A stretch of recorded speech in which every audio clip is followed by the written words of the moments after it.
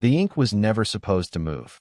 It sat inside a small glass bottle on the corner of Elias Moreau's desk, black, ordinary, silent. At least, that's what Elias believed. Elias was an archivist, the kind of man who spent his life preserving words written by people long dead.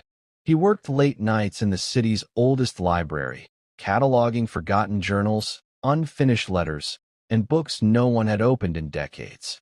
On one such night, while sorting items from a recently uncovered cellar, Elias found the bottle.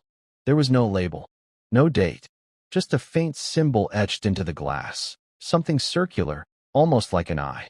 Alongside it lay an empty notebook.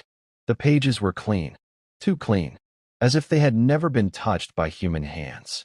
Curiosity outweighed caution. Elias dipped a pen into the bottle. The ink flowed smoothly, darker than any ink he had ever seen. It absorbed the light around it, leaving no shine, no reflection.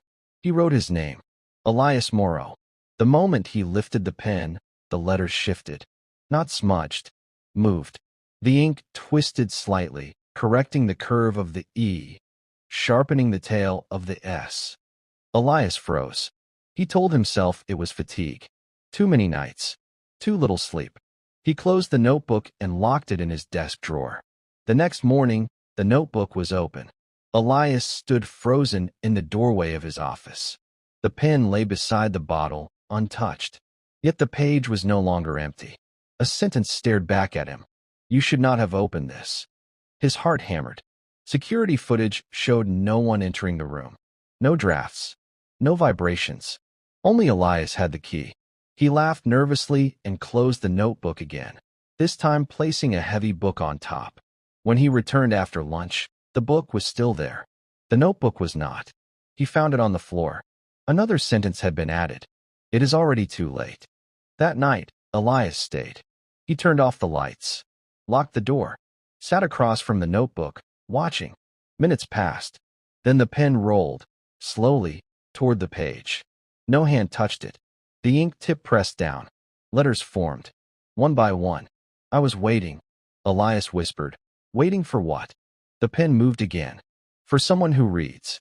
His breath caught. Who are you? He asked. The pen paused, then continued. I am what remains when words refuse to die. The ink wrote for hours. It told Elias stories, histories never recorded, names erased from time, truths buried beneath wars and lies.